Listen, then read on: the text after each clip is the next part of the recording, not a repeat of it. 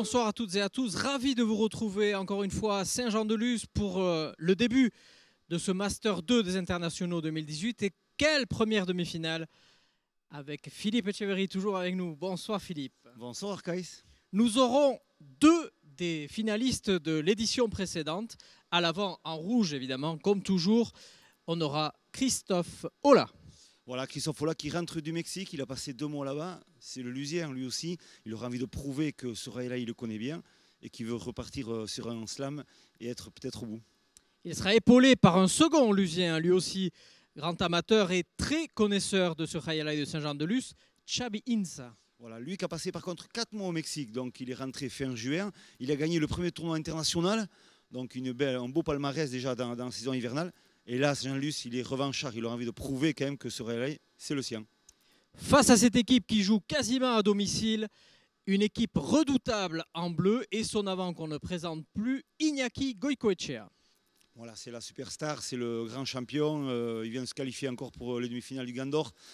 Là, sa place c'est au slam, donc il doit passer par bien sûr ses phases de qualification et je pense qu'il y aura du grand art ce soir. Surtout qu'il voudra remettre en jeu son titre et le défendre surtout. Donc ça passe évidemment par une victoire si possible en 2 manches pour lui.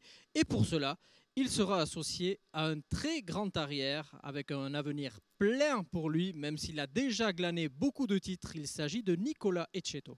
Voilà, lui aussi encore passé par le Mexique pendant 2 mois. Petite blessure là en fin de saison. Mais c'est vrai que vainqueur de la Coupe du Monde à Biarritz, ce fronton, il aime bien, il a envie de prouver qu'il peut arriver encore sur un slam et montrer que c'est peut-être l'un des meilleurs arrières. Vous l'aurez compris, les Bleus sont peut-être favoris dans cette première demi-finale, mais attention à l'équipe rouge, puisqu'on sait que Christophe Ola avait créé la sensation l'an dernier en se qualifiant brillamment pour la finale. La réponse dans quelques secondes. Allez, c'est parti, coup d'envoi de cette première demi-finale du Master 2, donnée à l'instant par Iñaki Goicoechea, vainqueur l'an dernier ici même avec son compère Imanol Lopez. Aujourd'hui, il sera associé à Nicolas Etcheto et face à eux, équipe rouge qui vient d'ouvrir le score avec Christophe Ola et Xabi Insa. Ouais, très belle partie ce soir, c'est sûr que dans ce Rail de Saint-Jean-de-Luz pour cette première demi-finale du Master 3 comme vous dites tout à l'heure, Kaïs. C'est vrai qu'on a de la chance, on est gâté, plateau extraordinaire encore, une opposition monstrueuse, des tirages au sort fabuleux. Voilà, tous les ingrédients sont là ce soir pour avoir une magnifique partie. Et comme on le disait en préambule lors de la présentation, c'est aussi un petit parfum de revanche entre Christophe Ola et Iñaki Goicoechea qui s'étaient battus pour la victoire en 2017. Christophe Ola avait perdu avec son compère David Mainviel face à une paire redoutable avec Iñaki Goicoechea et Imanol Lopez. Les 2 grands monstres de la pelote et de la Cesta Punta. Ouais. Allez, le voici, Christophe Ola. Christophe Ola qui a eu une saison compliquée au Mexique suite à une blessure assez sérieuse après un retour de pelote d'un but justement d'Iñaki Goicoechea. Donc les voici de nouveau face à face, Iñaki Goicoechea et Christophe Ola. Malheureusement, donc Christophe Ola s'était blessé sur une pelote d'Iñaki Goicoechea, bien involontairement, évidemment. Oui, bien sûr, bien sûr. Donc on sait très bien la vitesse que donne Iñaki Goicoechea dans tous ses gestes. Et là, c'est vrai qu'il a été surpris, Christophe Ola. Et attention là. Ouais. Ouais, il a fait attention, il fait très attention à lui. On dirait qu'il s'excuse presque Goico en disant attention, je vais taper, carte-toi, je ne vais pas te lancer dessus, comme la dernière fois. Est-ce que vous pensez justement qu'il peut y avoir une petite appréhension des 2 joueurs, l'un comme l'autre, justement, de se retrouver face à face après cet incident sérieux? Oui, c'est indéniable. Moi, je pense qu'il va y avoir une petite retenue et une petite appréhension, comme vous dites, de tout le monde là, du moins ces 2 joueurs pour l'application du jeu. Donc voilà. C'est des grands sportifs et ils ont l'habitude, ils en ont rejoué d'autres parties depuis, mais c'est vrai que de se retrouver opposés ce soir comme il y a pratiquement 2 mois, donc voilà, ça risque de surprendre un peu. Est-ce que c'est la première opposition entre les deux depuis cet incident? Tout à fait, tout à fait. Première opposition. Donc évidemment, les quelques premières minutes de cette demi-finale risquent d'être un peu justement compliqué parce qu'il faut évidemment évacuer tous ces mauvais souvenirs essayer de rentrer dans la partie. C'est ça, c'est exactement ça. C'est vrai que voilà, ils ont l'habitude de se rencontrer et de s'opposer régulièrement, mais c'est vrai que quand on a eu cette problématique qui est arrivée, qui est survenue, qui a été vraiment grave pour Christophe Ola, de se retrouver à Saint-Luce dans un tournoi majeur comme ça, il y aura quand même toujours cette appréhension et il y aura cette retenue. On va le voir un peu sur ces réceptions, sur l'engagement, sur le but de Iñaki.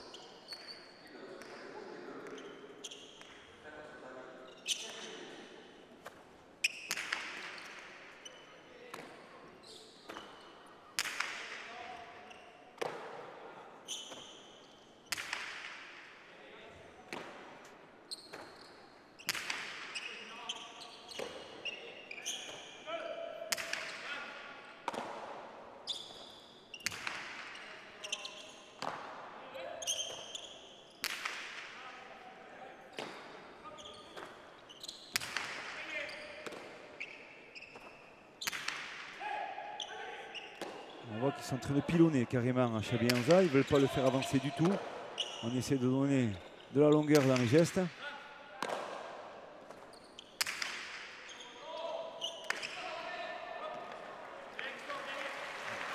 Et voilà, très belle chula de Christophe Ola. La longe parfaite du revers. Il cherche le mur du fond sur le bas de ce mur du fond et du sol. Donc là, c'était très bien tapé. Il faut dire que Christophe Ola et Nicolas Ecceto ont joué samedi aussi à Guernica et contre Lopez et Oularan. Ils ont gagné en 3 manches sur une partie du tournoi de Guernica, le Master de Guernica.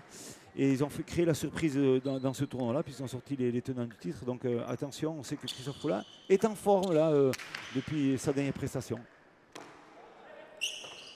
Et Nicolas Ecceto, lui, qui voudra évidemment se rattraper un peu de sa saison un peu ratée ici à Saint-Jean-de-Luz l'an dernier et qui avait été évidemment bien ponctué, tout le monde le sait, par le titre de champion du monde sous les ordres d'un certain Fifi Etcheverry. Il en fallait un, j'y étais avec eux. Et donc oui, Nicolas Ecceto n'avait pas pu participer à la phase finale du slam l'an dernier. Ouais. Donc lorsqu'on sait que tous les joueurs veulent justement participer à ce tableau final, il faut absolument, et on le dit à chaque partie, scorer, c'est-à-dire marquer des points pour le classement individuel et prétendre ainsi à faire partie des 4 meilleurs avants ou 4 meilleurs arrières pour le tableau final du slam fin août. Oui, c'est sûr. Chabianza qui va chercher de la relance de la droite sur le mur de gauche, mais il ne touche pas. Donc Goycochea est bien dans le déplacement du jeu. Il vient récupérer ses pelotes un peu plus loin que ses bases. Falta. Et dehors. Et il s'en veut, Iñaki Goycochea. Et nouvelle égalité, partie très accrochée. 3 égalités en autant de possibilités, 3 partout. Ouais. C'est mal ajusté. C'est dans le timing du jeu, c'est bien exécuté, mais dans la finition, c'est pas extra. Par contre, moi, je pense que voilà, on sait nous qu'il a joué hier soir aussi à Biarritz, la finale de son chapeau pour le Gandor. Il est qualifié pour la demi-finale du Gandor.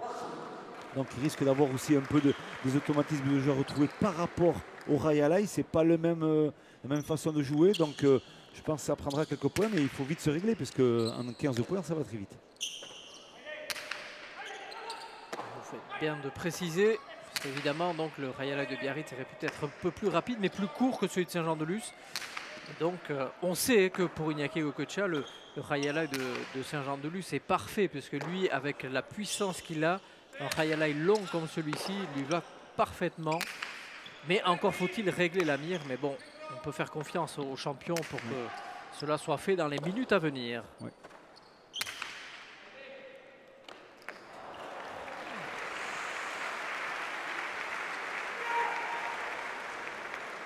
Elle est compliquée cette pelote. Nicolas Ecceto fait la faute. Elle est collée au mur de gauche. C'est pas évident, mais voilà. Donc on voit que cette équipe rouge, elle est bien en place aussi. Donc elle est bien organisée. Christophe Ola reste sur des bases de jeu très simples. Et souvent, comme je dis souvent, en voulant jouer en simple, c'est souvent le plus compliqué à jouer. Donc, mais là, s'ils le font comme ça, les deux joueurs-là, en l'occurrence Christophe et Chabi, ça pourra marcher pour eux en étant simplissime. Travailler le mur du fond, déplacement un peu sur les intervalles. Ça joue très bien.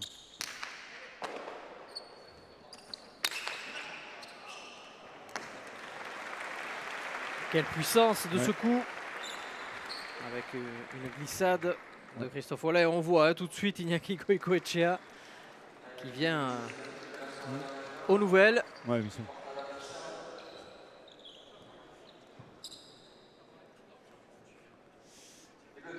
Voilà, il a voulu accélérer. Il a glissé sur le déplacement. Il a glissé sur le déplacement un peu là. La canne chaleusienne est toute neuve et toute récente, elle a été repeinte. C'est vrai que les appuis, des fois, ont tendance sur le. Si les chaussures sont peut-être pas tout à fait neuves, elles ont un peu de jeu. Peut-être que l'adhérence elle est un peu moins forte sur ce sol-là. Allez, le jeu reprend. 4 partout.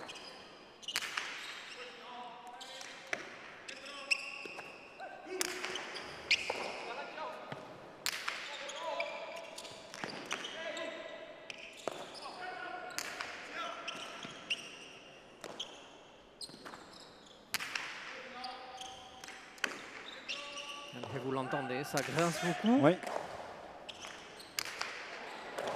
Allez, Iñaki Goicoechea, sauvetage, Raderet, parfait. Ah, il ne faut pas lui laisser ce genre de pelote à Iñaki Goicoechea. Ça va très vite, l'ajustement est parfait, la défense est bonne. Et voilà, donc quand il exécute un Raderet, le coup latéral de la droite, là quand même la vitesse elle est excessive, elle est rapide, on va le voir, là il défend, l'attaque est bien faite, mais la bonne défense de Iñaki. Et là, voilà, dégagement, Raderet de la ligne, c'est plus de 300 à l'heure, et là, il n'y a rien à faire. C'est imparable. Allez, les Bleus qui reprennent les commandes. 5-4. On est au tiers de cette première manche, donc nous rappelons qu'elle se joue en 15 points, tout comme la seconde, et en cas d'égalité à une manche partout. Une troisième et dernière manche se jouerait alors, mais en 5.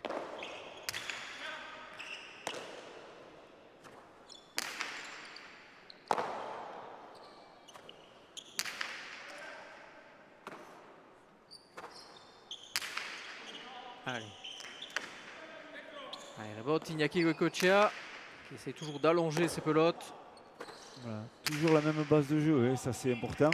C'est surtout aller chercher le mur du fond, le travail du mur du fond pour faire reculer l'adversaire. Et après on évalue le jeu.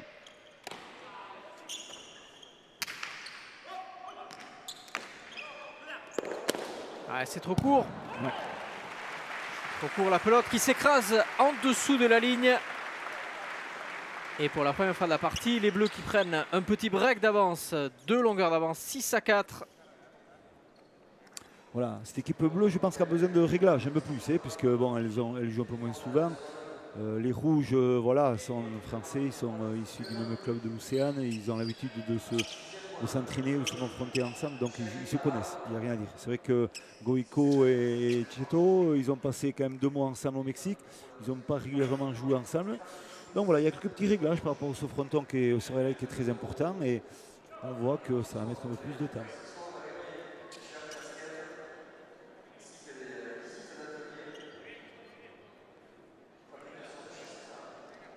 Et malgré ces réglages à faire, les Bleus sont en tête. Avec ici Iñaki Goicoechea au but. Toujours des buts très rapides.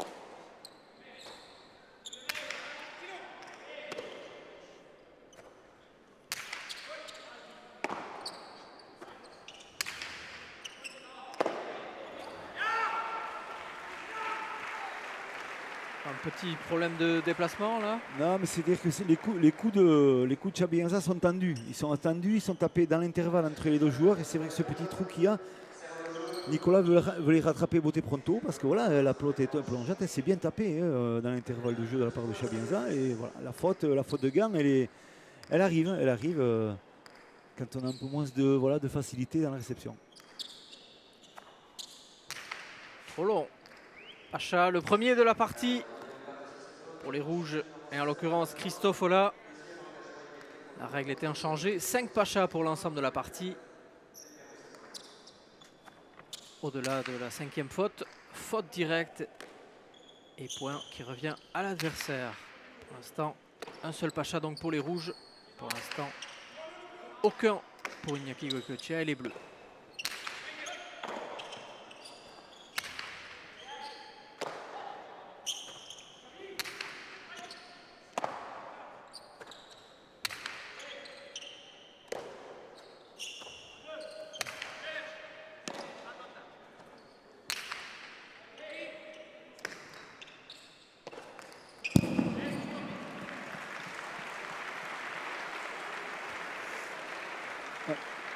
faute au renvoi de la rebote de Iñaki. Là, il cherche à forcer ses coups plus qu'à à positionner, à relancer cette pelote sur le rebot. Là, il cherche vraiment le coup gagnant. On voit qu'il a envie que ça aille vite aujourd'hui et un peu de précipitation par rapport à ce renvoi à les rebots. Il a voulu tenter une attaque directement peut-être au retour de les rebots. Ce qui ne lui a pas souri. Et les rouges qui de nouveau recollent au score, 6 partout.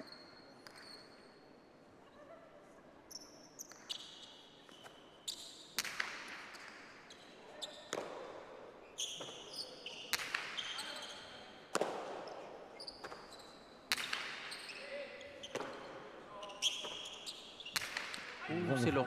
Longue relance. Ouais. Là, on flirte avec les aussi, lignes. Ouais. On flirte avec les lignes. On voit que tout le monde essaie de prendre des risques. Et les deux essayent d'acculer l'adversaire au fond pour essayer de s'ouvrir un peu le fronton. Attention à Goicoechea.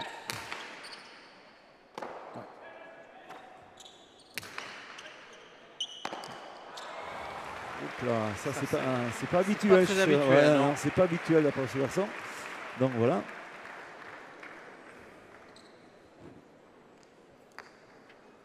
Les rouges qui sont dans un temps fort, 3e point consécutif. Ils étaient menés 6-4, les voici en tête 7-6. Et on l'a vu sur l'image, Iñaki Goicoechea encouragé Nicolas Etcheto qui en a peut-être besoin et qui a un début de partie assez compliqué quand même. Oui, monsieur. Ouais. On voit que c'est moins posé son jeu. Alors est-ce qu'il y a un peu plus de pression On est aux internationaux, c'est pas évident. L'an dernier, c'est peut-être pas très bien passé pour lui. Donc voilà, il est content de revenir, j'en suis certain. Mais c'est vrai que voilà, on se met vite la pression, Jean Lucet, dès qu'on rentre dans ce cancha.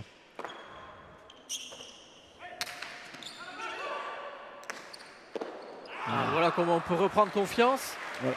Très très belle relance d'Etcheto cette fois-ci.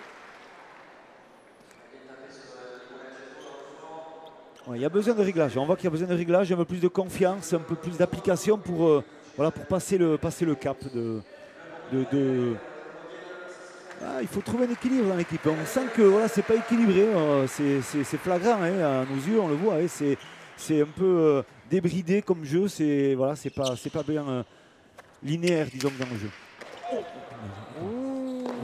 Oui, alors là, les vieux fantômes. C'est lui. Et c'est la première pelote qui touche en retour du but. Je peux vous dire honnêtement, c'est la première pelote qu'il essaie d'attraper. Il y a la vitesse, il y a la sortie du mur. Il y a un choix, on le voit. Il y a le choix, elle sort du mur et elle lui vient dessus. Et on a vu tout de suite Iñaki Goicoechea venir à hauteur de Christophe Olah parce que c'est exactement sur une action similaire que la pelote avait heurté donc son plancher orbital et avait fait le nez. Et le nez. Il avait eu d'énormes dégâts au visage. Le nez surtout carrément arraché, pratiquement tout cassé dans son nez. Et plancher orbital pas fendu, mais pas arraché, mais juste fendu. Donc voilà, de la chance terrible. Donc là, on n'a pas douté, Christophe Olah a dû avoir pendant quelques secondes quelques vieux fantômes réapparaître dans sa tête. Bien sûr. Alors il faut essayer d'évacuer ça. Et pour l'instant, c'est bien parti, puisqu'il remarque et revient en hauteur des rouges. Oui, ouf, c'est pas passé loin. Bien sûr. Oui, c'est des choses qui marquent dans une carrière. Ça n'arrive pas souvent, ce type d'accident. Et donc quand ça arrive, quand la blessure est aussi grave, on n'a pas douté, ça marque les esprits. Exactement. Et pour vous dire que quand on voit la violence du geste et de la sortie de pelote de Iñaki Goicoechea, ça laisse un peu pantois, ça fait vraiment peur, on peut le dire.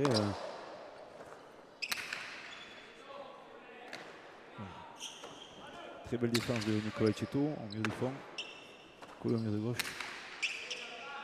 La deuxième, super.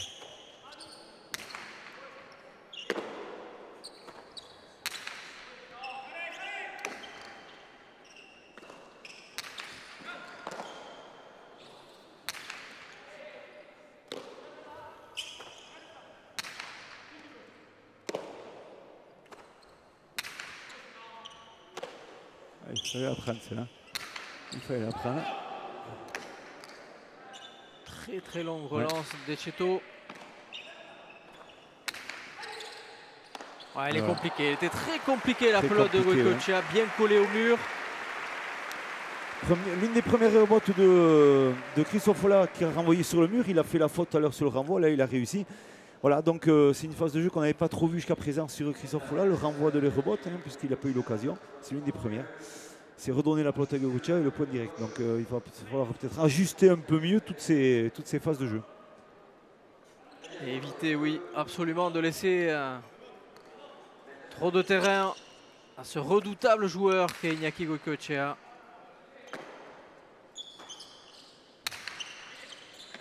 Voilà.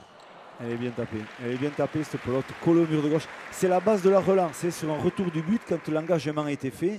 Le retour du but doit être obligatoirement le maximum de fois positionné sur ce mur de gauche pour vraiment gêner l'adversaire. Et là, dans cet endroit-là, entre le 8 et le 9, il n'y a pas d'autre solution que de la rattraper. Donc c'est très bien fait de la part de Chabi Henza. Et quelle indécision pour l'instant dans cette première manche. 9 partout. Et témoin de cette partie accrochée, il n'y a eu qu'une seule fois, un seul point où il n'y a pas eu d'égalité. 8 égalités en 9 possibilités. Oui. C'est dire la tension qui règne dans cette première demi-finale. Parce qu'au-delà de cette demi-finale, on le dit et on le redit, le classement individuel compte aussi énormément pour ces joueurs. Et de perdre une partie peut condamner une bonne partie de la poursuite ici dans le tournoi lusien. C'est important de le signifier comme vous le dites, Arcaï, parce que même le fait même de perdre en 3 manches est important que de perdre en 2 manches. Donc il y a tous ces critères-là qui sont très importants pour tout le monde et il faut que vraiment tous les abonnés et tous les gens qui regardent ça se rendent vraiment compte. C'est une vraie compétition avec des enjeux énormes à chaque partie. Pour que vous sachiez tout, sachez que chaque joueur qui remporte une partie en 2 manches engrange 4 points. En cas de victoire en 3 manches, il engrange 3 points. En cas de défaite en 3 manches, 1 point. Et une défaite en 2 manches rapporte rien du tout. Donc c'est évidemment le cas de figure que personne ne veut. Et comme vous le dites, parfois on voit des joueurs qui habituellement auraient peut-être lâché la seconde manche, batailler pour forcer la 3e manche et remporter au moins 1 point pour se donner un espoir pour le master suivant. Oui, exactement. Tous les points comptent et tous les résultats comptent, donc très important. Surtout lorsqu'on sait que l'an dernier, le dernier qualifié l'avait été au goal average. Donc parfois les points ne suffisent pas et il faut aller vraiment gratter même au goal average. Donc raison pour laquelle aucun des joueurs ne lâche ni la partie ni même les manches. Ça, quel point de nouveau. Ça s'appelle avoir la bicheta. La vision, il a vu dans son déplacement, il a comme une caméra, il a ses yeux qui s'ouvrent en grand et il voit le déplacement de ses adversaires et il comprend. Christophe Ola va aller vers l'intérieur, c'est vers le mur de gauche et là ça lui fait une ouverture sur l'attaque du mur de les rebottes et c'est ce qu'il a fait mais parfaitement. Et nouvelle égalité à 10 partout. Toujours avec ses buts très rapides de Goycochea.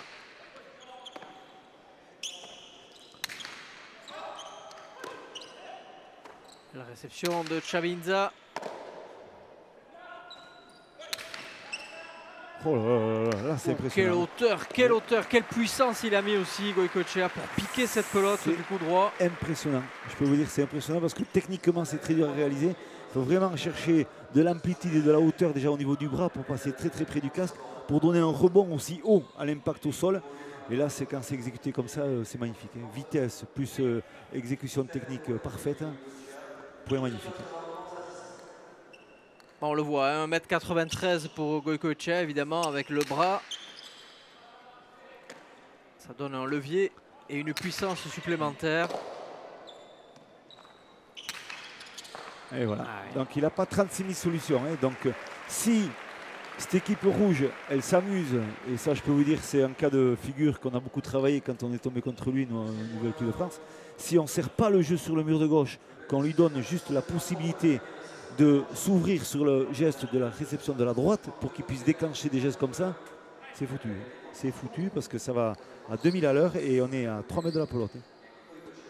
Et on l'a vu. 2 occasions, 2 points.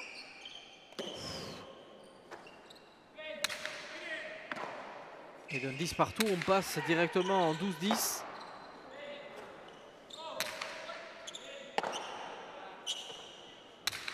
C'est parti vraiment des matchs winners. Il est capable, à un moment de la partie, de gagner quasiment une manche ou des points très importants. Voilà. Il enchaîne le 3e. 13-10 maintenant. Voilà. Ils étaient menés 10-9 et puis voilà, d'un seul coup, c'est eux qui mènent 13-10. Donc ça prouve toute la lucidité, toute la facilité qu'il a. Et Christophe Ola qui a un petit problème de Chistera, donc il va le changer. Un petit problème technique. Mais voilà, une fois de plus, on voit quand même Iñaki Goicoechea. Si on le laisse jouer dans des phases de jeu où c'est le meilleur, et là c'est fini, dans l'exécution de son jeu, ça fait très très mal.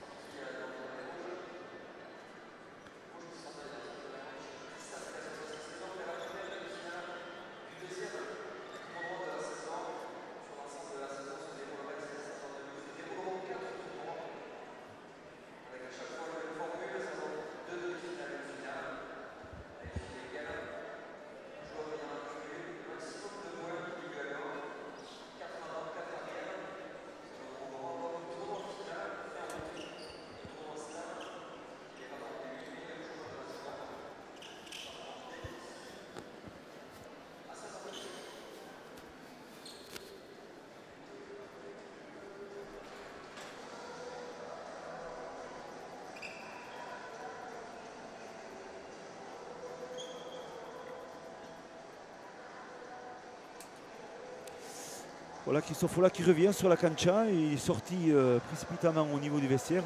Des problèmes techniques, je pense, ou physiques. Mais voilà, apparemment tout va bien et il est revenu sur la cancha. Et le jeu reprend avec ici Iñaki Goicoechea au but.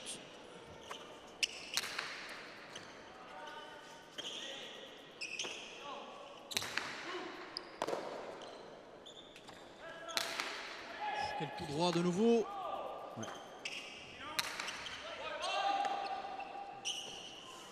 Ça c'est bien fait aussi de la part de Cheto.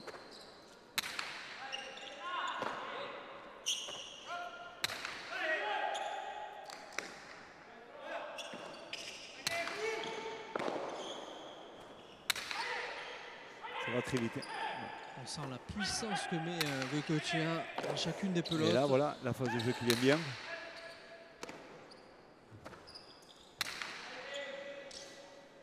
Belle relance de Chavinza.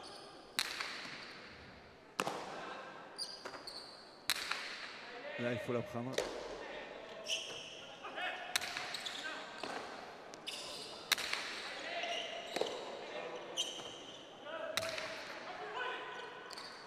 Elle est collée au mur de gauche, il fait bien le laisser passer. Oh, joli, ça c'est magnifique.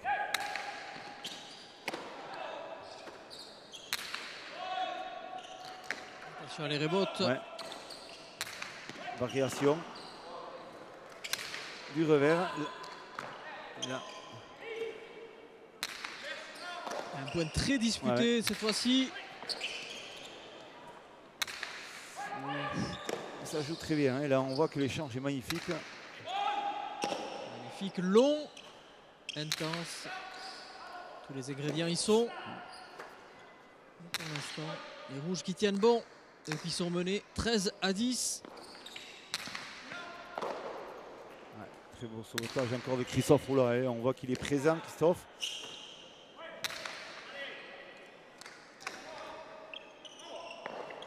Là, il faut monter. Et surtout se replacer. Oh, attention Goicoechea. Là, il va chercher la puissance entre les deux. Oh, regardez. Quel point de nouveau. Ouais. Là, il fait parler sa puissance parce qu'il a joué médio là aussi. On appelle ça du milieu de la droite. Il cherche automatiquement à donner de la vitesse et toucher ce mur de gauche. Et donc là, c'est fini. Là, c'est imprenable et c'est un peu magnifique.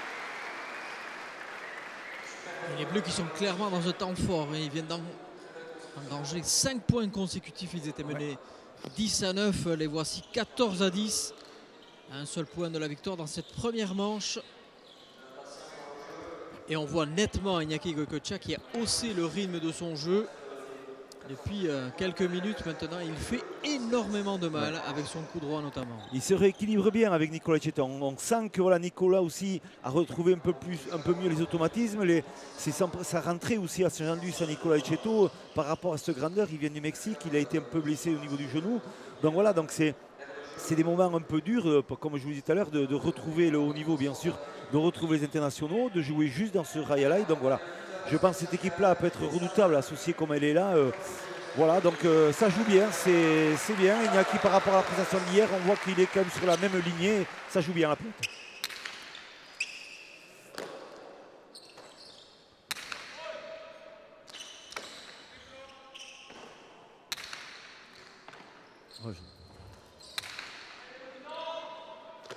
Les rouges sous pression.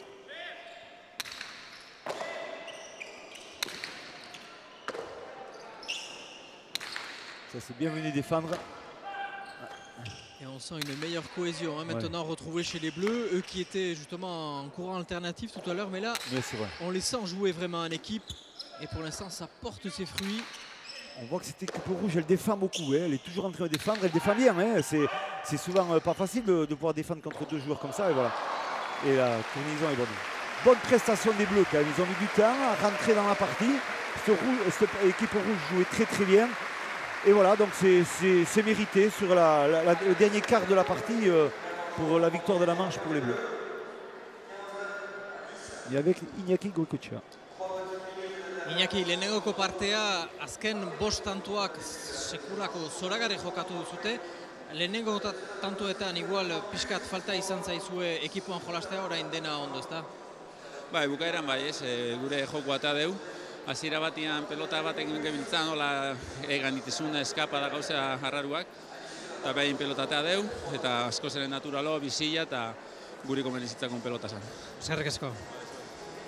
Oui, Iñaki Goicoechea qui nous dit le début de la manche a été effectivement compliqué. On a eu du mal à se trouver, à se jauger avec mon partenaire. On a été gêné par la première pelote de la partie. Elle était un peu compliquée, elle sortait un peu, on avait du mal à la manipuler. Et finalement, j'ai décidé de sortir leur pelote, la pelote des adversaires, qui pour moi était beaucoup plus naturelle, beaucoup plus à même de répondre aux caractéristiques du fronton de Saint-Jean-de-Luz. Et c'est ça, à mon avis, je me suis senti beaucoup plus à l'aise. Et c'est ça qui a fait la différence, selon moi, sur les 5-6 derniers points de cette première manche. Très bien, très bien. Bonne analyse de Iñaki Goicoechea, c'est vrai. Effectivement, on a senti qu'ils sont montés quand même en puissance, cette équipe-là, sur cette phase de jeu et sur la cohésion d'équipe. On a senti que c'était beaucoup mieux, de mieux en mieux, plus la partie durait.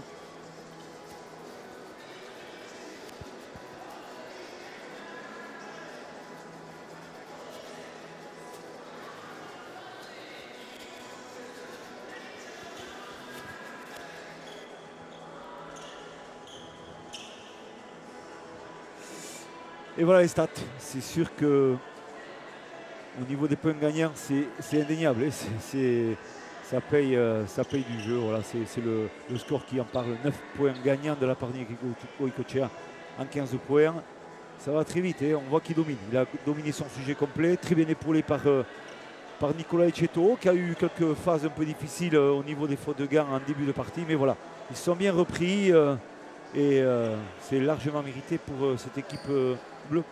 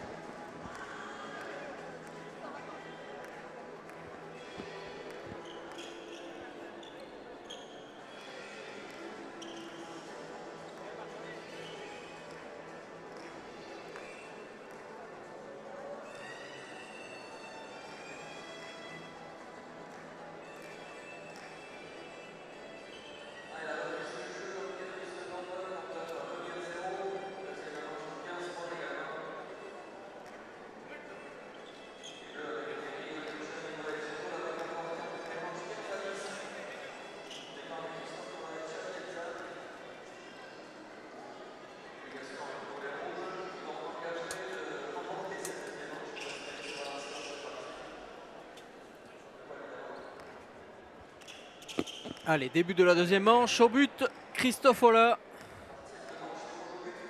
Les rouges sous pression maintenant. Ils sont menés une manche à 0. Et pelote neuve. Et ils ont encaissé les 6 derniers points consécutivement. Donc il va falloir mettre un terme assez rapidement à ce temps faible et essayer de repartir de l'avant pour forcer la troisième manche. Pour l'instant, nous en sommes très loin et pour l'instant, voilà, au moins la première étape est faite puisque les 6 derniers points consécutifs des Bleus prennent fin à l'instant avec l'ouverture du score pour les Rouges. Voilà, attention, toujours le début de partie, de manche, c'est toujours délicat quand on a gagné la première manche de repartir et de se remotiver de suite sur la deuxième manche. Ça, c'est un critère de préparation et de travail que l'on a beaucoup. Donc, rester très mobilisé par cet engagement dans la deuxième manche.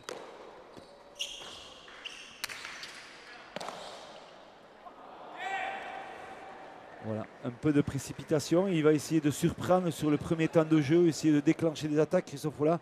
Et on voit là, le contrôle n'était pas bon.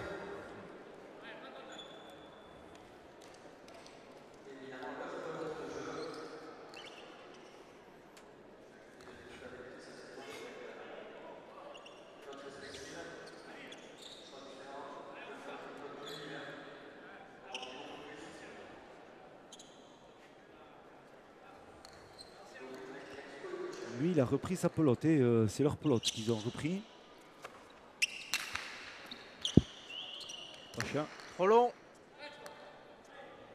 Le premier Pacha pour Iñaki Goicoechea. 2 pour Christophe Ola pour l'instant.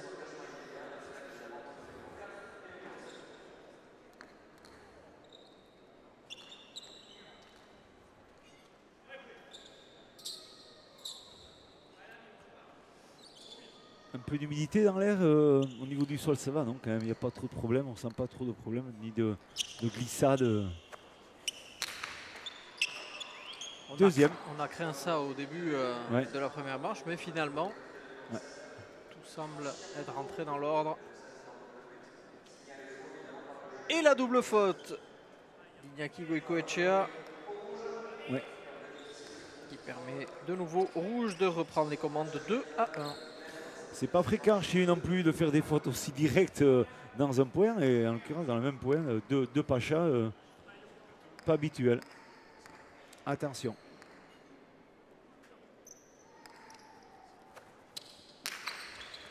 Bon, eh bien, troisième consécutif entre les Bleus et les Rouges. Comme ça, les téléspectateurs comprendront bien qu'est-ce que c'est le Pacha. C'est hors de ses limites de jeu, donc le gris foncé. Mademoiselle médusée par ces 3 Pachas consécutifs. Ça arrive, ça arrive.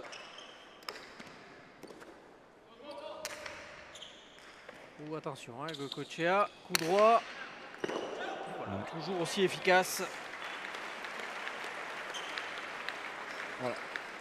Donc le changement de pelote a baissé un peu le rythme de jeu. On le voit déjà dans l'engagement en deuxième partie. On sent un rythme de jeu à la recherche d'un souffle, d'une accélération, d'un travail collectif. On voit que c'est décousu comme un peu au début de première manche. C'est un faux rythme, on pourrait appeler ça. Donc cette pelote chauffe un peu aussi.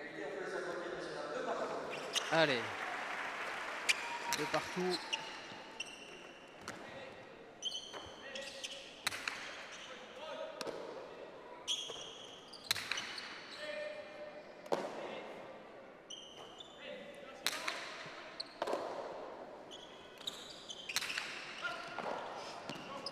Il fallait l'attraper, c'est là en extension, c'était pas facile.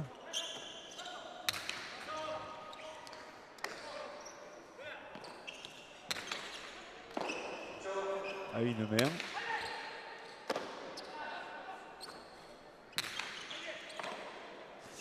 Là, c'est un sacré récital de réception facile, on peut dire, pour les Goico.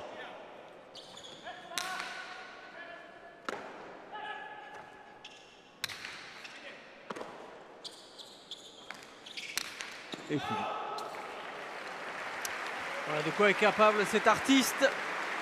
Ouais, on le voit, applaudi par son coéquipier Nicolas Etcheto. Quel de mur encore. Quelle puissance et surtout quelle hauteur de pelote il donne à ce rebond.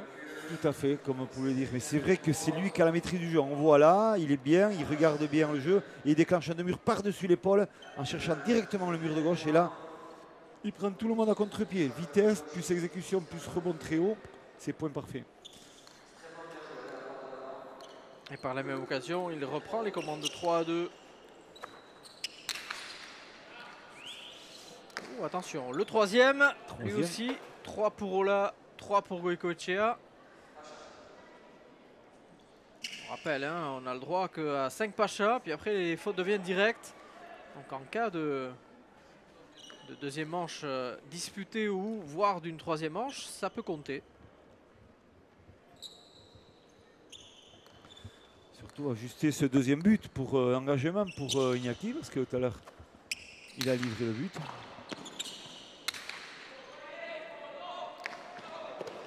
Falta. Bien placé la pelote de Christophe Ola aussi. Hein. C'est très bien tapé, c'est bien positionné cette pelote au mur du fond.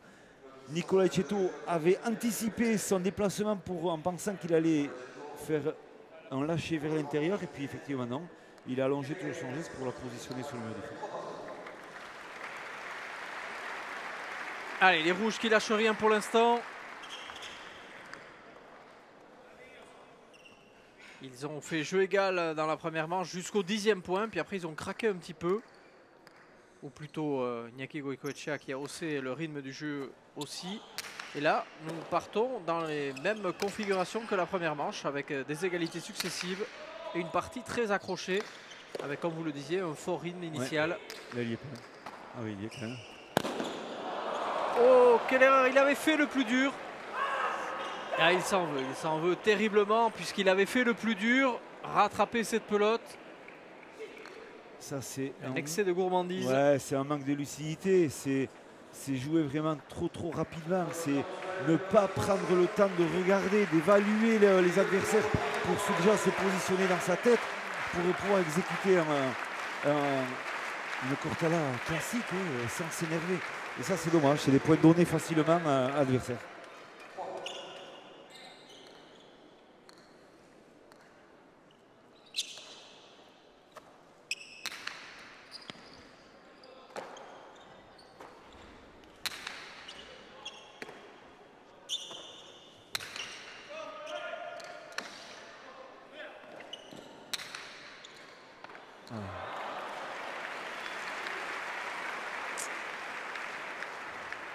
Il a un temps de retard dans son déplacement au niveau du beauté corrido, le rebond du revers, la réception du rebond du revers, mais c'est vrai que ça manque un peu de rythme de jeu, d'anticipation, de rapidité. Voilà, donc il faut monter crescendo. C'est vrai que c'est pas évident pour Nicolas Etcheto. On voit qu'il est sur un rythme un peu particulier.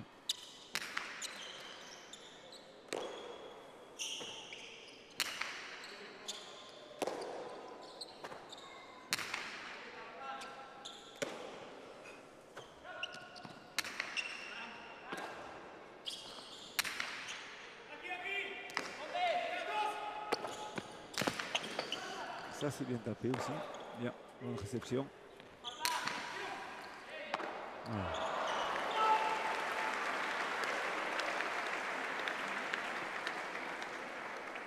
Mécontent. Ouais, mais je comprends parce que c'est toute sa force de venir chercher ses pelotes dans ces phases de jeu-là. Il est tellement facile d'habitude que là, aujourd'hui, voilà, il est contraint à la faute parce que voilà, il a un petit temps de retard.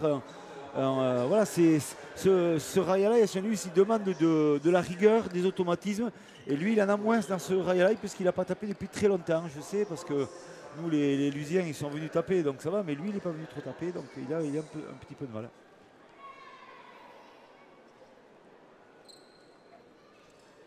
Il a été un peu rassuré par Iñaki Goicoechea. Pour l'instant, il n'y a pas le feu au lac. Il mène une manche à 0. Ils ne sont menés, entre guillemets, que d'un point, 5-4. Mais il va falloir resserrer les boulons rapidement. Sans quoi les rouges pourraient créer la surprise.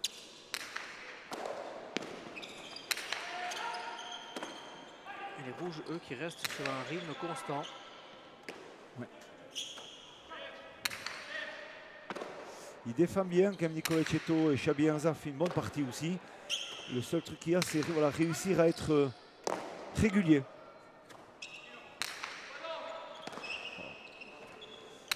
Ça paraît facile à cet après quand Ouais, on voit le revers à une main de Goicoechea. On a l'impression qu'il va cueillir des fraises quand il met son petit terrain. Il y a une facilité quand même. Voilà. Une facilité déconcertante. Et Nicolas Etcheto est toujours en train des difficultés. Ouais.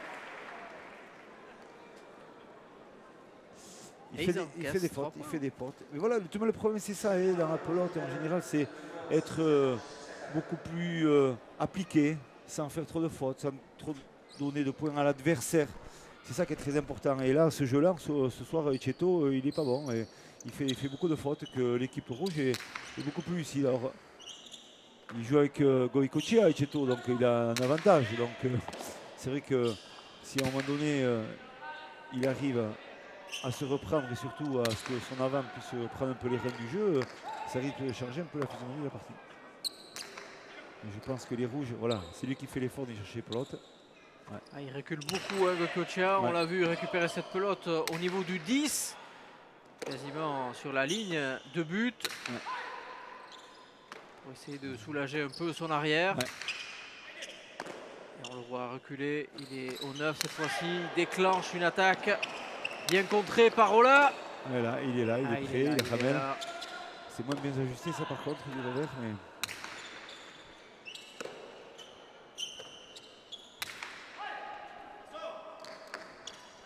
Allez, rebote pour Christophe Ola. Oh, attention, Goicoechea à son coup droit. Elle est dehors, nettement. Ouais. Et c'est la deuxième erreur de ce type depuis le début de la partie de Goicoechea.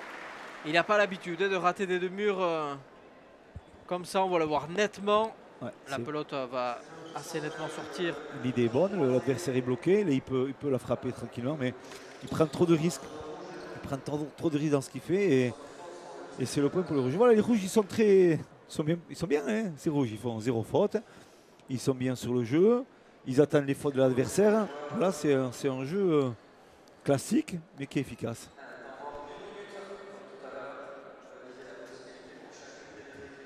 Avec un temps mort qui a été demandé.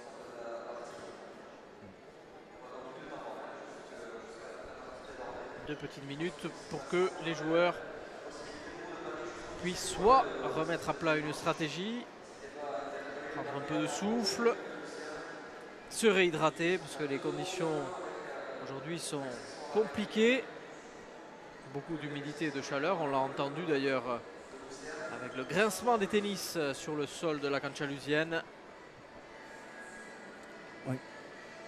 Et surtout, peut-être pour les Bleus, essayer de trouver une parade pour stopper l'hémorragie. Ils viennent d'encaisser un 4-0. Ouais, exactement.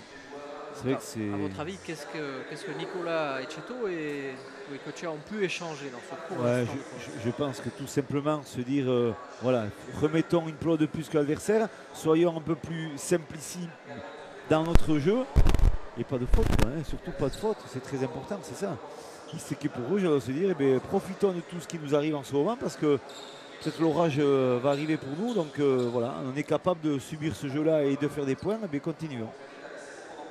C'est du réalisme, hein, ça, qu'a cette équipe rouge, et donc c'est parfait pour eux. Allez, on va retrouver, le jeu va reprendre. Après cette courte pause. Et nous retrouvons au but Christophe Ola.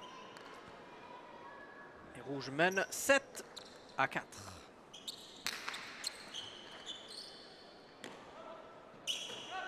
s'est joué au millimètre. Le but de Christophe Ola. Friser le Pacha.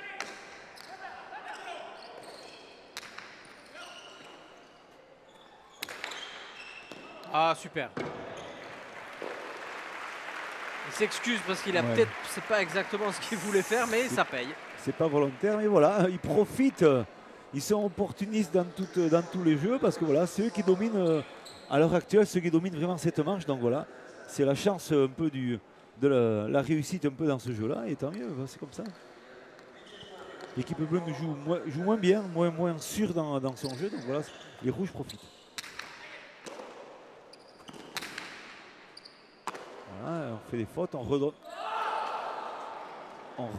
redonne la pelote. Ouais, la pelote qui s'est totalement échappée du gant de Chabinza. Ouais. Alors que la réception était bonne. Hein. Ouais, la réception était bonne, mais c'est vrai que ça appelle relancer la pelote à faux pratiquement, puisque la pelote elle est injectée au moment de l'accélération. Et c'est vrai que on sent un coup d'électricité dans le bras, et c'est ce qu'a ressenti Chabinza. Allez, les Bleus qui ont mis fin à cette hémorragie, 5 points encaissés.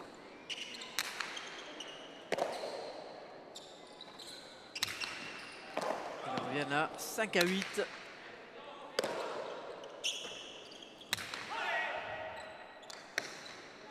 On voit Christophe Ola qui demande la pelote, qui a vraiment envie de ne rien lâcher.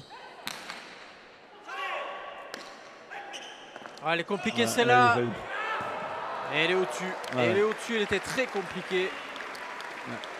Elle est très dure. Elle est surtout bien ajustée de la part de Iñaki Goicoechea. Et c'est vrai qu'elle était dure. Elle était pratiquement irramenable. Mais voilà, si les Bleus reprennent ce jeu vraiment de préparation, d'exécution un peu plus sûr et clair et simplissime, ça risque de changer un peu de physionomie de partie.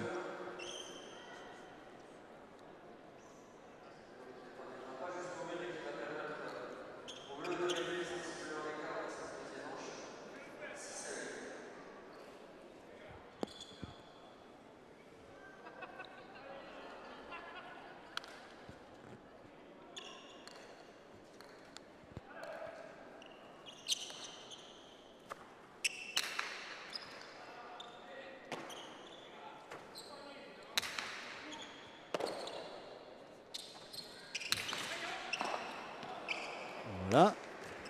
Disons que c'est un peu la même chose que pourrait faire Eric Irasosa s'il commence à rentrer au 9 dans le jeu. C'est la même chose. Donc si on commence à lui donner les pelotes là, il va continuer à accélérer, à faire des choses. Et il peut, dans le même endroit, il peut déclencher un demi-mur, il peut faire plein de choses. Donc serrer ce jeu à gauche ou éviter ce jour-là. C'est ce que vous disiez, hein. Sinon c'est impossible. C'est ce qu'ils ont tenté de faire lors de la première manche. Ouais. On connaît la suite. Et voilà comment les Bleus qui étaient menés de 4 points en l'espace de poignée de minutes reviennent à 1, mais maintenant 2 points puisque malheureusement Goicoechea n'a pu récupérer cette pelote. Et un très bel ajustement du revers de Chabinza. Il cherche à bloquer Nicolas Ecceto sur le fond. C'est ça qui est important. Et là, il a très bien fait. Et ce qui a été vraiment préjudiciable pour cette équipe bleue. Allez, 9-7. Tout reste à faire dans cette deuxième manche qui se jouera comme la première en 15 points. Pour l'instant, avantage pour les rouges qui mènent 9-7. Mais ils sont menés une manche à 0.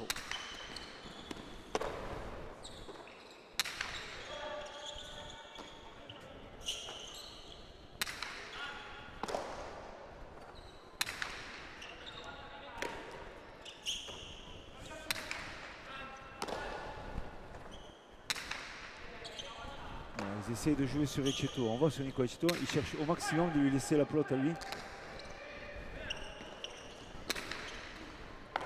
Voilà, il faut la prendre celle-là aussi encore.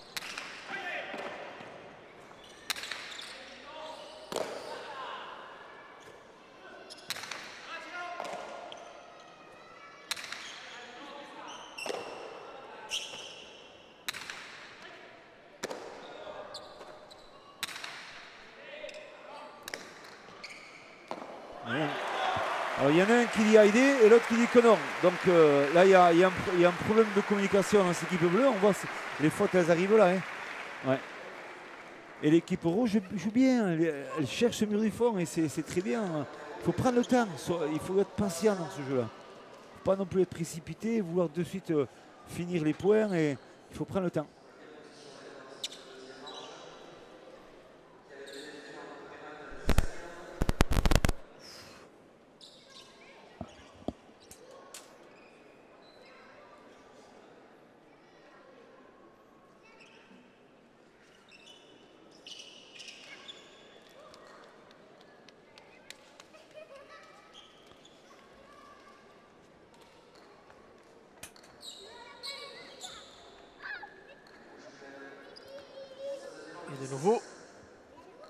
jeu qui reprend. 10-7.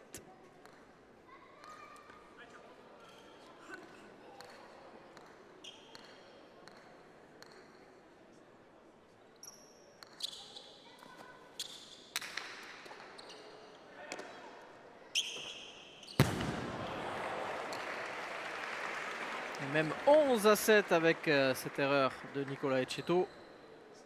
Problème de gain a priori pour Nicolas Etcheto. Ouais, là je crois qu'il a dû casser des pailles sur la réception et ce qui s'est passé, c'est que la pote est restée beaucoup plus longtemps collée dans l'intérieur de ce terrain et dans la sortie du geste, on appelle ça enganché, elle reste collée et la pote elle a levé très très haut, elle a tapé la jolie banderole rouge sur le haut de ce frontis vert que nous avons là. Et un jeu quelque peu haché depuis quelques minutes avec des interruptions successives. Ça manque de rythme, ça manque de jeu, c'est vraiment voilà, c'est déséquilibré comme style de point. Donc c'est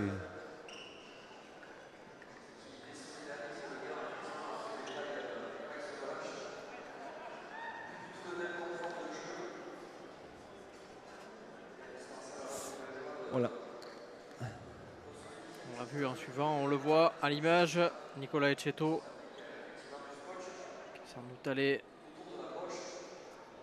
faire un petit peu de bricolage pour essayer de tenir la partie avec ce gant en espérant qu'il ne soit pas trop abîmé parce que comme vous le dites, un gant qui est partiellement abîmé s'abîme extrêmement vite et après il est totalement hors d'usage assez rapidement. Oui, bien sûr, pour ces joueurs, la qualité technique qu'ils ont, il leur faut vraiment des chitera vraiment très bien fait, impeccablement, pas trop abîmé pour pouvoir jouer parfaitement.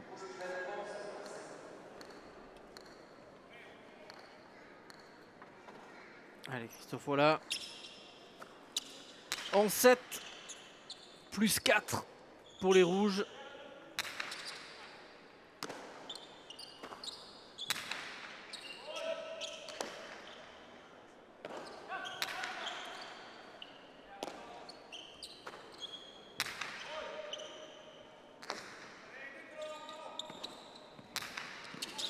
Ouh, elle est belle. Ouais. Quelle réception de Chabinza. Ouais. Les deux murs, là c'est imparable. Imparable. Ouais. Encore un rebond extrêmement haut. La pelote, elle impacte au sol, elle monte, elle glisse pas au sol, elle monte. Donc ça veut dire que vraiment l'accélération est vraiment par-dessus l'épaule. Il cherche la vitesse de haut en bas. Et là, c'est vraiment, on le voit bien. Les pelotes, on les voit. De haut en bas, et la pelote à l'impact, elle monte vraiment, il n'y a rien à faire. Peu importe la hauteur de l'adversaire, c'est impossible à rattraper. Ouais. Allez, 3 points de retard encore pour ce serveur hors pair. Nico Cochea et son compère Nicolas Etcheto. Et le point. Voilà. Comme vous le disiez, hein, dès qu'il commence à peser un peu sur le jeu, ça devient compliqué. Il faut essayer de lui enlever les munitions à ce garçon si on veut vraiment s'en sortir. Si on lui fournit trop de pelote et on lui laisse un peu dans l'engagement du point, toute la préparation, c'est vrai que ça devient problématique. Il faut jouer juste contre ce joueur-là.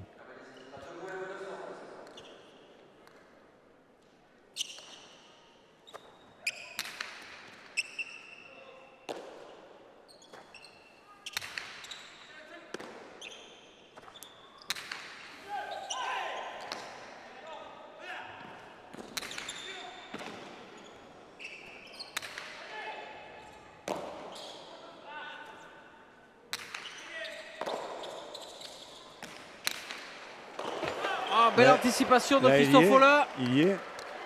Il a le point. Oh, il fait le point.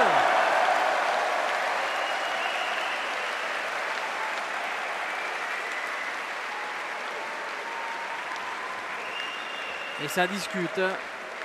Non, il est en train de râler, mais il n'y a rien du tout. Là, il a le droit d'attraper à la pote, de rentrer sur le grillage et de retaper après. Bien sûr qu'il a le droit, complètement.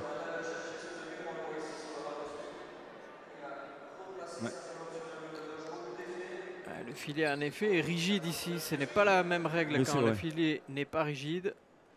Et à l'image, le gant non plus n'a pas touché hein, le filet. Tout à fait, tout à fait. Le grillage, donc. Tout à fait.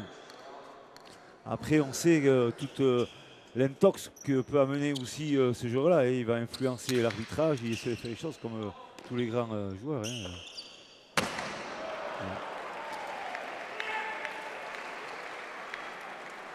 Ouais. Et 13-9. 13-9 dans ce manche-là. Donc voilà, c'est sûr que je pense qu'on se dirige sur une troisième manche, bien sûr. Mais cette équipe rouge est revenue petit à petit en étant lucide dans son jeu. Un engagement. Christophe Ola, qui a bien rehaussé son jeu dans cette deuxième manche.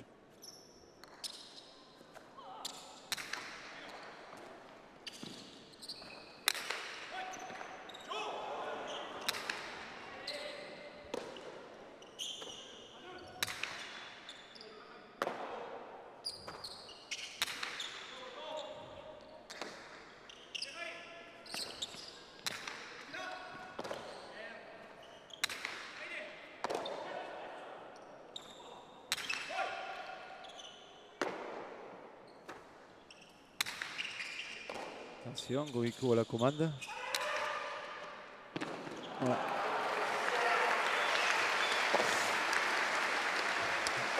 Attention, il a encore le jeu, Iñaki Goïcoechea. Donc bien sûr, s'il a encore le jeu, pour lui, la partie elle n'est pas terminée. Hein.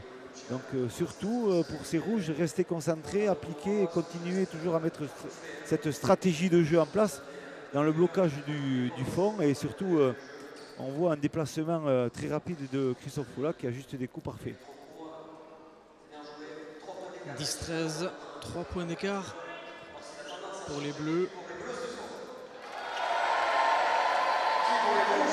Et le public lousien qui répond.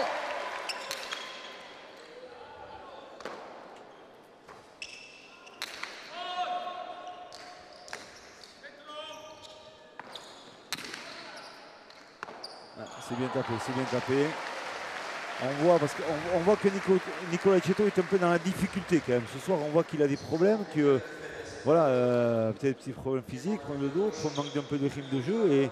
Et Iñaki Goïcoechea demande de la pelote. Il demande à participer à faire les choses. Donc voilà, quand il le fait bien comme ça, c'est souvent le point. En effet, on voit Iñaki Goïcoechea essayer de prendre les choses en main. Lui qui, vous le disiez, a joué déjà une partie hier, il va faire le maximum pour éviter une troisième manche parce que ça va commencer à peser dans ses jambes. Et pour cela, il faut qu'il aligne des points. Ouais. Il y est, Etcheto, attention, la relance. Oh, elle est belle. Ouais. Oh, quel sauvetage de Chavinza.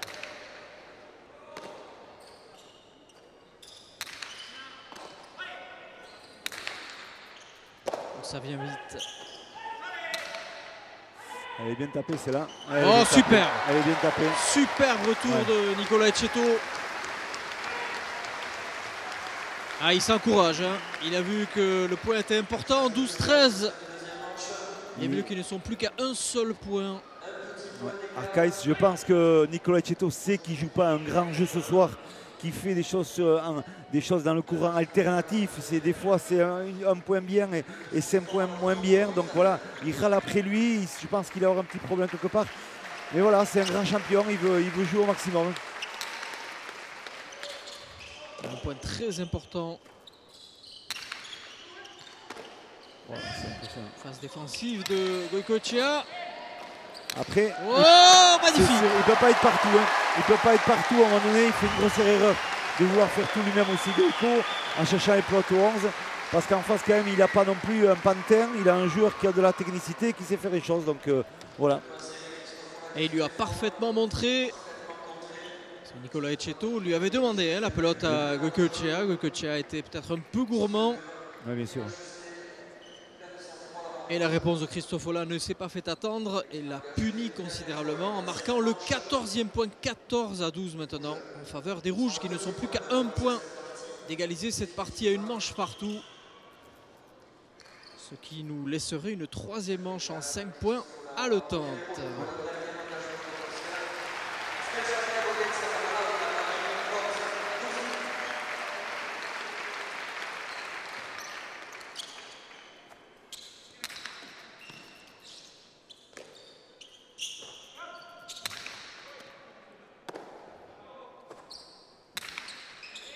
Bien tapé de la part de Chabi.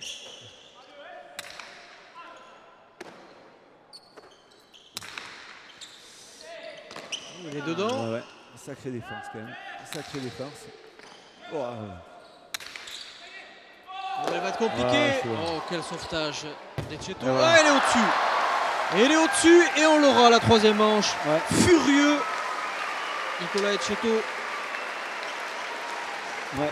On vient de croiser à l'instant. Il est sorti furieux Ouais. du fronton de Saint-Jean-de-Luz. Mais Christophe Ola fait une grosse marche quand même. La deuxième marche est magnifique avec de l'anticipation, de la technicité du jeu. Mais là, il est très bon. Il a rehaussé son jeu. Le voici qu'il arrive, Christophe Ola. Tout reste à faire, une manche partout. Maintenant, la balle est dans votre camp. Qu'est-ce qu'il faut faire pour battre cette équipe bleue? Oui, on a eu dès le début un début difficile avec Xavi. Bon, notre tactique c'était simple, c'était éviter Goïko. Il nous fait mal. Mais on l'a vu là, hein, quand on l'évite, voilà, on joue sur Nicolas. Nicolas du fond, il fait ce qu'il peut et ça nous réussit. Maintenant, voilà, il faut le sortir du jeu et l'éviter au maximum. Et si la pelote devant, finir le point, parce qu'en 5 points maintenant, ça va aller très vite. Merci beaucoup. Voilà l'analyse parfaite de ce que disait Philippe Thierry tout à l'heure. Éviter au maximum Iñaki Goïcoechea. Voilà, c'est sûr. Mais dans un grand Rayalaï comme Saint-Jean-de-Luz, c'est toujours problématique. Mais là, on sent vraiment que Iñaki Goïcoechea a tendance à vouloir peut-être en faire un peu trop. Ce garçon, il est très bon, c'est un grand joueur. Mais à un moment donné, quand même, il faut un équilibre d'équipe. Et le fait de venir reculer, on l'a déjà vu sur notre partie jusqu'au 10, avec un joueur comme Etcheto, il risque de se contraire à un gros problème, c'est des ouvertures sur le devant. Et donc, ce que fait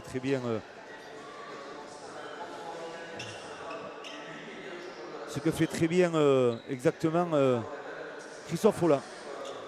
Donc voilà les fautes directes. Et même si cette faute de la part de Iñaki Goïcoechea, il a quand même 13 points dessus. Donc ça veut dire qu'il joue beaucoup.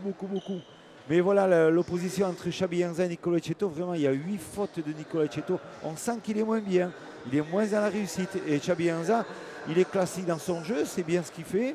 Voilà, donc c'est mérité dans cette équipe rouge pour le gain de cette deuxième manche.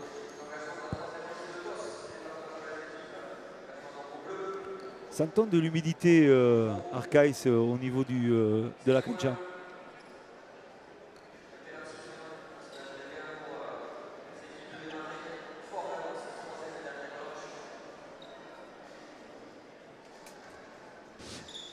Ça y est, le signal est revenu. Oui, on a eu un petit problème de signal, mais oui, Philippe, on ne ressent pas tant que ça l'humidité sur la cancha. Le toss a été lancé, il a été en faveur des Bleus.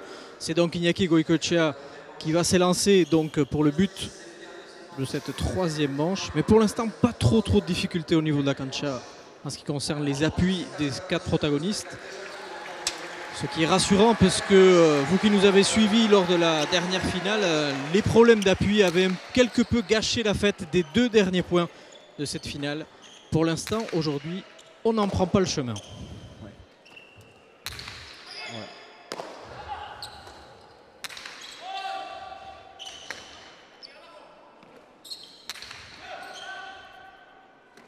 Voilà, attention, voilà, dans ce jeu-là.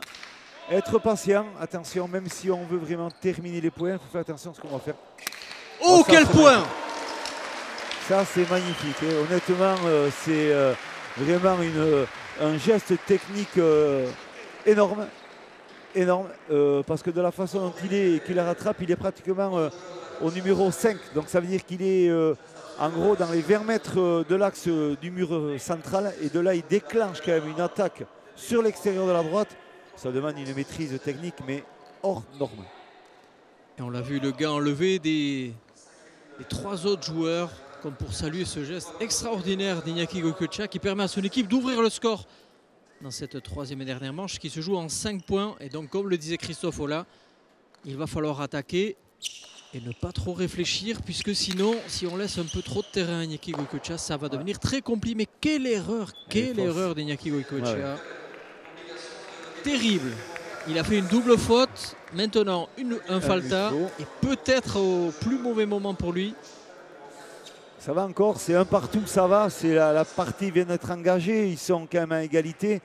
Mais c'est vrai que c'est surtout psychologiquement que ça va être difficile pour lui. Mais même, je pense qu'il va réagir parce qu'il sent très bien peut-être que Nicolas Tito va se refaire un peu la cerise, si on pourrait appeler ça comme ça, pour essayer de repartir dans la partie. Mais attention, pelote neuve, ça sera différent. Hein.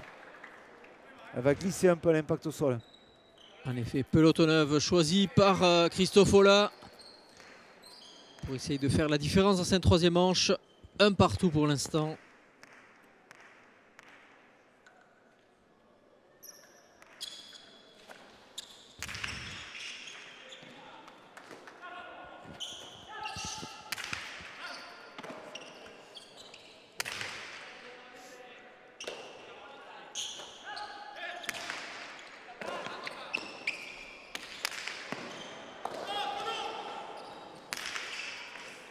Ça c'est bien tapé. Voilà, ça se paye cash. Hein. On a vu l'attaque de Christophe Ola, un peu timide le de mur, et là la réponse de Goicoechea ne s'est pas fait attendre et il efface son erreur passée en marquant ce magnifique point et remettre les pendules à l'heure. 2-1.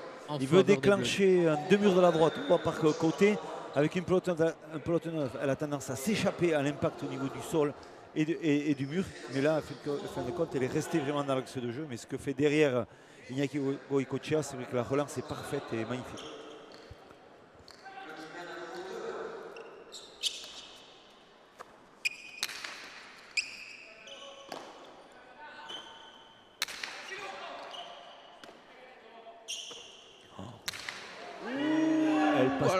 Elle est pas mal. Ça s'est joué au millimètre. Ça se joue pas grand chose. Voilà. Ah, quel sauvetage de Christophe Ola. Elle ressort les rebottes. Attention.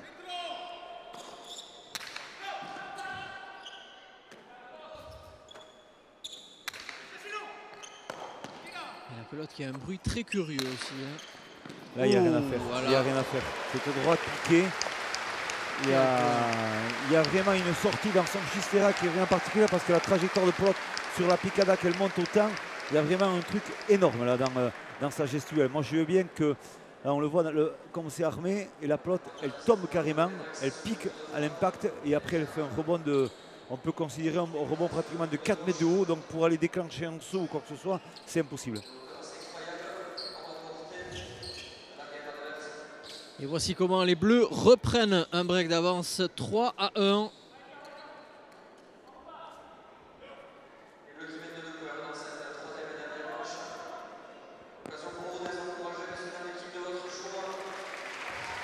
C'est le moment ou jamais pour les Rouges d'essayer de revenir, sans quoi Iñaki Goicoechea s'élance vers la finale.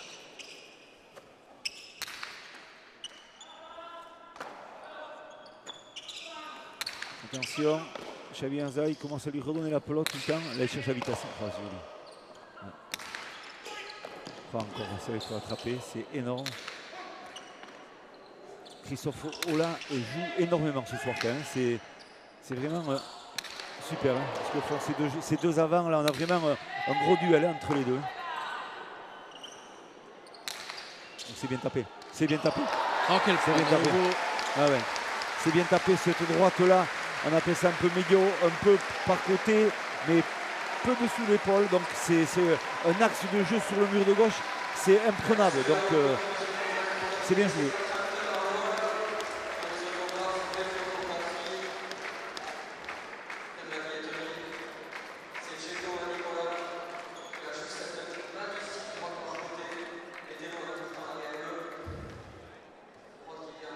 « 4-1.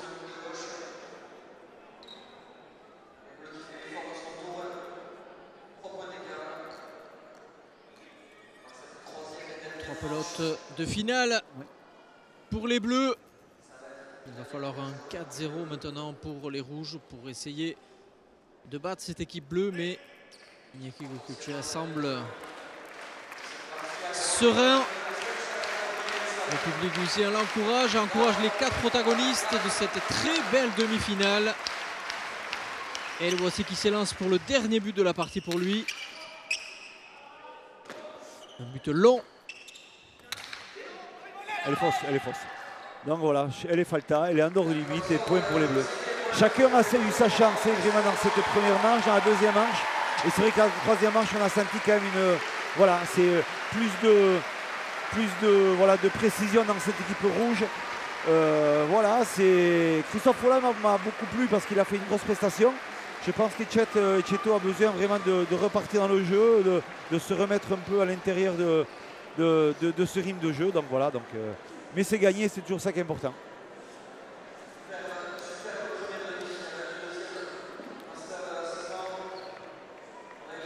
Avec Nicolas Etcheto vainqueur, mais vous semblez déçu, Nicolas.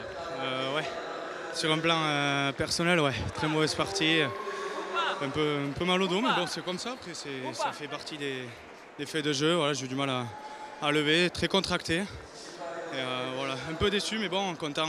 L'essentiel est là, on a gagné. Merci, merci Iñaki. Et voilà, maintenant, on va préparer gentiment cette finale en se soignant et en se préparant comme il faut. Le fait de venir aussi à Saint-Jean-de-Luz avec des nouveaux automatismes à prendre parce que le fronton n'est pas le même, ça peut aussi jouer, non, j'imagine? Ouais, c'est vrai, il charge bien. Et... Bon, après, c'est tant mieux, hein, c'est à nous aussi de s'adapter et de s'adapter au plus vite, surtout parce que on arrive au parti et c'est pas là qu'il faut trop prendre les automatismes. Mais bon, on a préparé ça avant, mais malheureusement, ça a été quand même difficile. On est tombé contre une très bonne équipe en face. Voilà, on gagne ce soir, même s'ils auraient mérité eux aussi, mais bon, tant mieux pour nous. La place que pour eux, évidemment. Et on a senti Iñaki Goicoechea justement vous épauler dans les moments où c'était peut-être le plus difficile. Donc, qu'est-ce qu'il vous a dit? Non, il m'a dit de continuer, que c'était pas grave, même si on avait du mal. Il fallait continuer point par point, voilà, et il m'a beaucoup épaulé et je l'en remercie. C'était un très bon partenaire, j'espère l'épauler un peu plus pour la finale. Merci beaucoup et on vous laisse profiter de cette victoire. Et oui, effectivement, l'analyse elle est calme, elle est sereine, elle est posée. C'est vrai qu'il n'y a rien à dire. Il se rend compte vraiment de la prestation qui n'a pas été très bonne de sa part.